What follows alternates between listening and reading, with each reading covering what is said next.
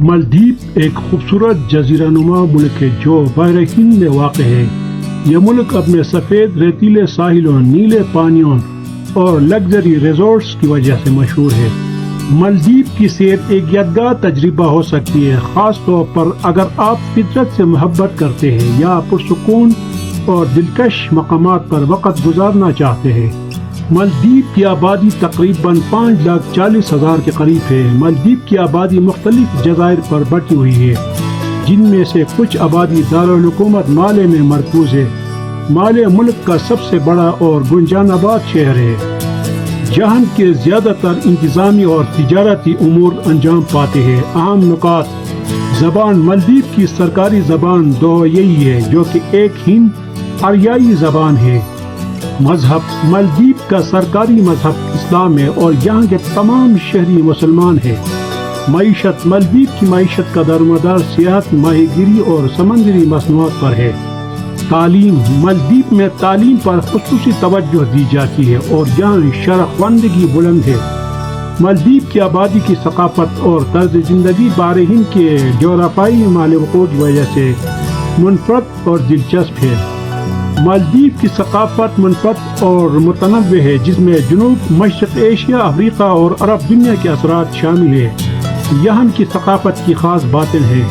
لباس: خواتین عموماً لونگی، ایک رفگین کپڑا جو کمر کے گرد باندھا جاتا ہے، اور بلاؤز پہنتی ہے۔ خصوصی مواقع پر خواتین سادہ لیکن خوبصورت لباس پہنتی ہے۔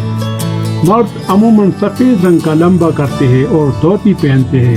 موسیقی اور رقص: بودوبرو یہ روایتی موسیقی اور رقص ہے جو زیادہ تر خاص مواقع اور تہواروں پر پیش کیا جاتا ہے۔ اس میں ڈول بجانا اور گروہی رقص شامل ہوتا ہے۔ گیت: مالدیپ میں مختلف گیت گائے جاتے ہیں جن میں محبت، قدرت اور روزمرہ زندگی کی داستانیں ہوتی ہیں۔ کھانا: سمندری غذا: مالدیپ کے کھانے میں سمندری غذا کا بڑا حصہ ہوتا ہے۔ مختلف مچھلیاں، خاص طور پر ٹونا بہت مقبول ہے۔ کاری: مختلف قسم کے کاری جن میں ناریل، مسالے اور مچھلی کا استعمال ہوتا ہے، مقبول ہے۔ روشی: یہ مالدیپ کی روٹی ہے جو کہ پتلی اور ناریل سے بنی ہوتی ہے۔ دستکاری: لکڑی کی کندکاری: مالدیپ کی لکڑی کی کندکاری خاص طور پر مشہور ہے، جس میں مختلف نقش و نگار اور ڈیزائن بنائے جاتے ہیں۔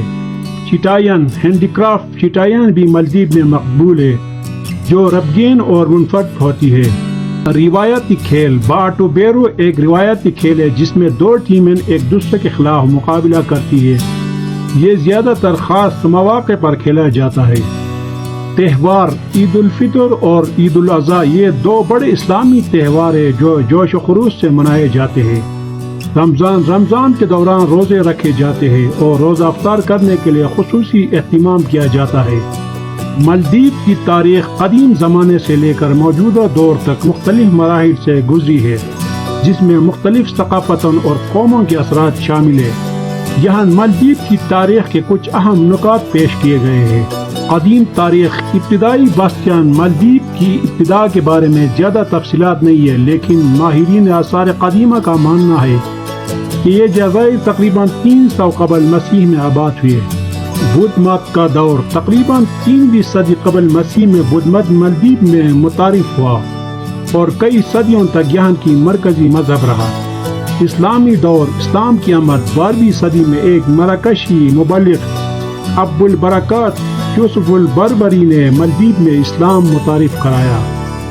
1153 عیسوی میں مالدیپ کے بادشاہ نے اسلام قبول کیا اور یہ ملک ایک اسلامی ریاست بن گیا۔ سلطنتیں: مالدیپ میں مختلف سلطنتیں قائم ہوئے، جن میں سے مشہور سلطنت مالدیپ سلطنت تھی جو 12ویں صدی سے 20ویں صدی تک قائم رہی۔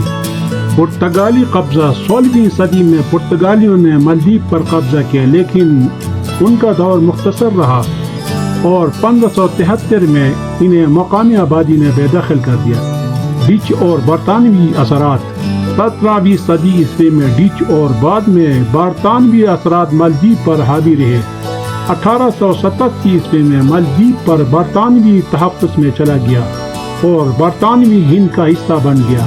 جدید دور: آزادی: مالدیپ نے 26 جولائی 1965 عیسوی کو برطانیہ سے آزادی حاصل کی۔ جمہوریہ 1968 میں ملک نے بادشاہت کو ختم کر کے جمہوریہ کا اعلان کیا۔ سیاسی استحکام 1978 سے 2008 تک مامون عبد القیوم نے ملک پر حکومت کی۔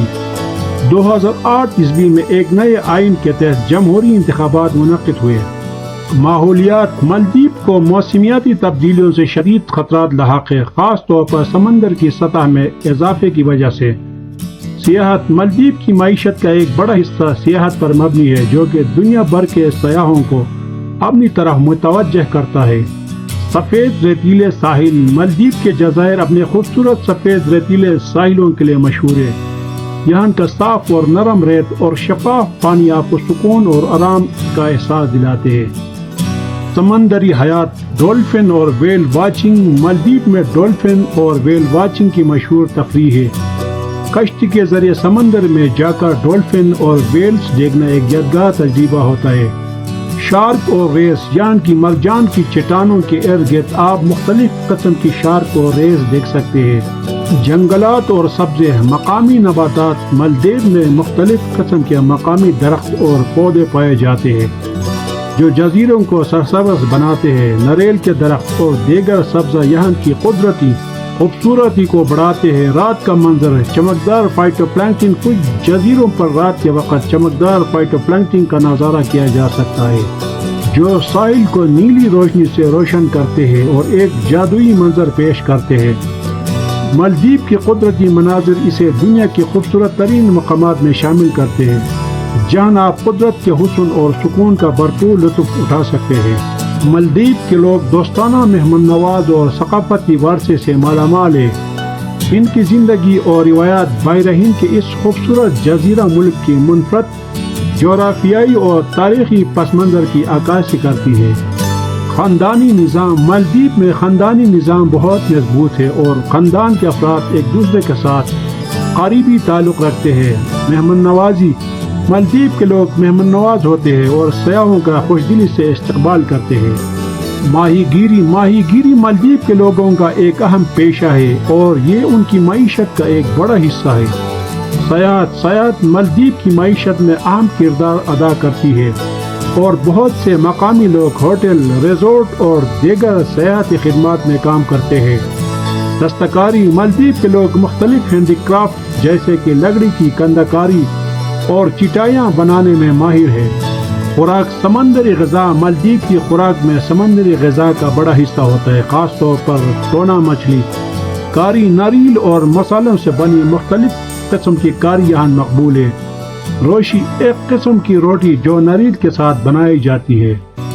مالدیپ کے لوگ اپنی قدرتی خوبصورتی، ثقافتی ورثے اور دوستانہ رویے کی وجہ سے منفرد ہے۔ ان کی زندگی کا انداز اور روایات بحرین کے ان جزیروں کی خوبصورتی اور تاریخ کی عکاسی کرتے ہیں۔